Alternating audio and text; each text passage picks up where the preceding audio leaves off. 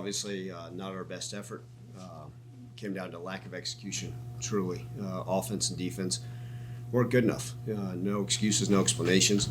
Special teams had some bright spots, but offensively, obviously, we couldn't really get anything going, especially in the first half. We've got to do a better job putting our guys in positions to make plays. It starts with me. And then defensively, we've got to find a way to make stops, right? We've got to secure tackles better. We had the one takeaway, and then obviously the fumble at the end of the game by the offense, but not good enough. The execution wasn't there, and we absolutely have to be better. Ryan, how much of it was obviously Mississippi State being a much more physical team versus maybe your mistakes, in your opinion? Yeah, look, give credit where credit's due. Mississippi State's a fantastic team. Their schemes, their coaches, their players, they did a fantastic job. Let's give credit where it's due. But we made a lot of mistakes, and whether it's some penalties that were untimely, which they always are, but just really going out there and being able to execute a game plan. And we got to peel back the curtain and say, okay, was the game plan exactly what we need it to be? Was it a lack of being able to go out there and do what we needed to do in order to be successful? We had some drops at some key times, and weren't able to sustain drives that way.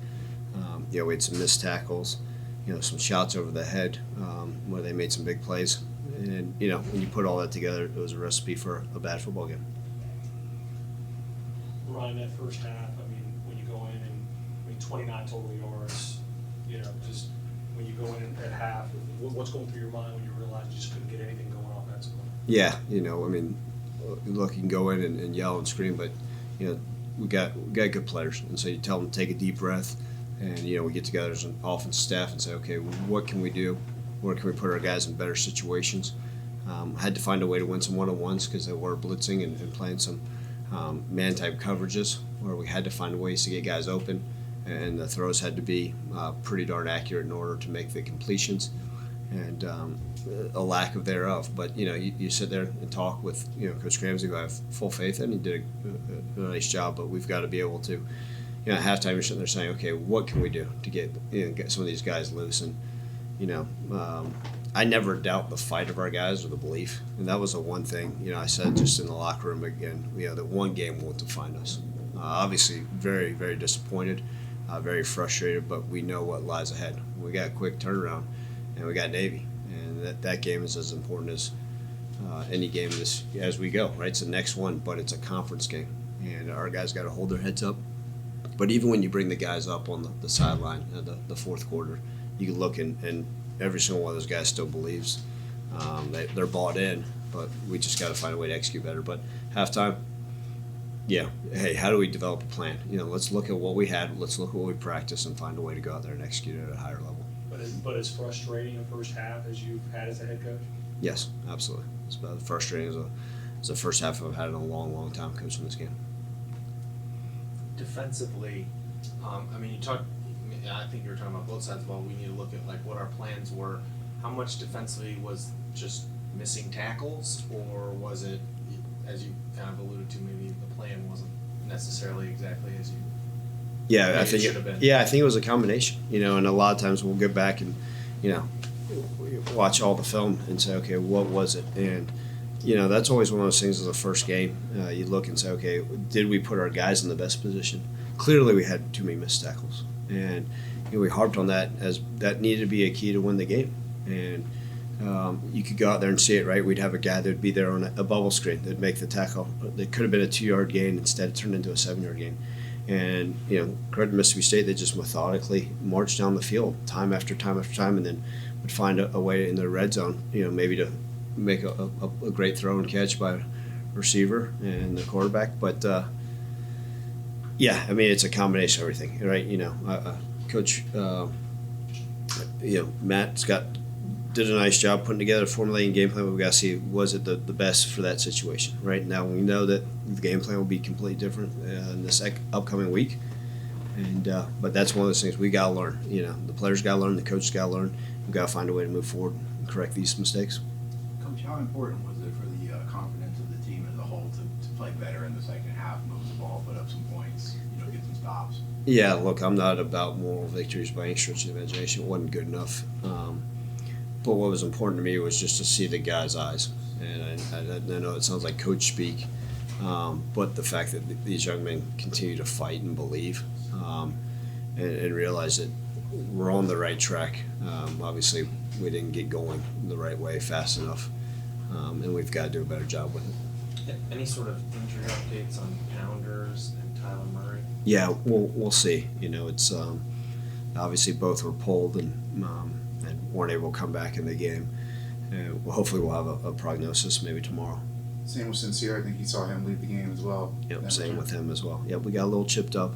Obviously, you know, like I've said all along, I like the guys who were able to go in and replace those guys, but we got to make sure those guys are healthy, and we may miss some guys for a little bit of time. Ryan, with the road, it seems like you guys have kind of struggled to kind of get your footing a little bit. I know it's a new season, but it's been something the last few years where the road hasn't been kind to you guys. What do you think it is about just playing in these road environments where you guys just aren't able to get the quick starts or the effective play you want? Yeah, and I do think that's one of those things that, you know, I know we talked about that last year. Is it something I got to do differently? But our guys have been as dialed in, as focused as I've ever seen them, and I mean that wholeheartedly. If our meetings this week were fantastic, our walkthroughs, our practices, our guys were dialed in.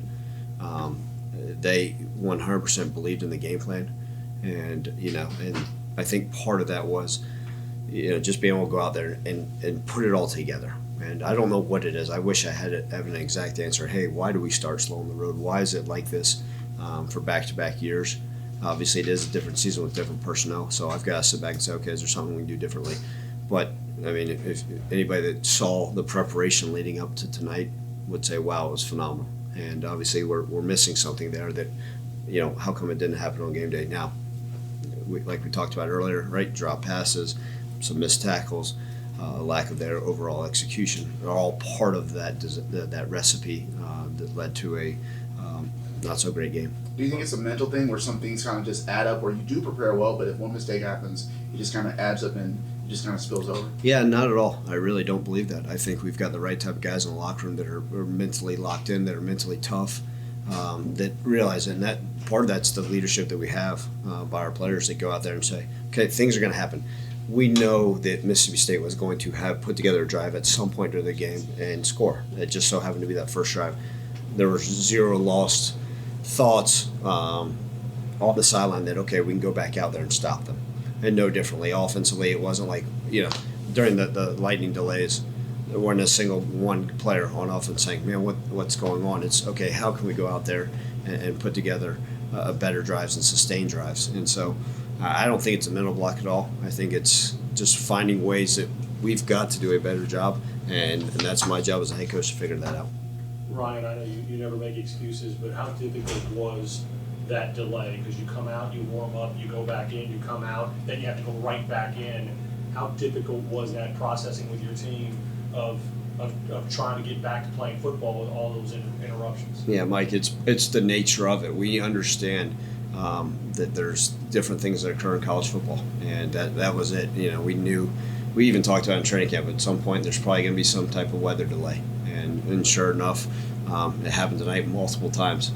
And our guys kept dialed in and locked in the locker room. There wasn't horseplay. There was just, okay, hey, whenever, even if it's 30 minutes, 15 minutes later, another 30 minutes, our guys were ready whenever that whistle blew. And that's why I appreciate about them is it just shows their concentration, their focus, and their desire to go out there and perform at a high level. You knew how challenging these first 2 weeks were going to be from the moment the schedule came out, but when you lose the first one, how do you go into this week? What does that do to this week? Yeah, look, I mean, nobody is going to put more pressure on themselves and what the expectations, the standards of our program are than myself. But the players also understand that, and that's what, I don't mean to keep harping on this. This is a unique squad because they believe and they really get it. And so we're going to quickly learn from this game. But the effort, the focus this week is going to be phenomenal. I just know it. And because of the two of the gentlemen that are sitting here in this room, they won't settle for anything other than that. And it makes my job easier because I know they're right now itching to go ahead and let's go ahead and get the game plan ready for Navy. We understand it's an important game because it's the next one, but it's conference play. And it's unusual for us to be able to open up conference play on the road week 2, and we know there's challenges of playing at Annapolis. But our guys will be hungry and ready, and even more so because this certainly left a bad taste in our mouth. And I understand our guys. There's no celebration. There's no happiness. It's how do we learn from this? How do we move forward? And how do we go out there next Saturday and learn from this mistakes and go out there and play at a higher level?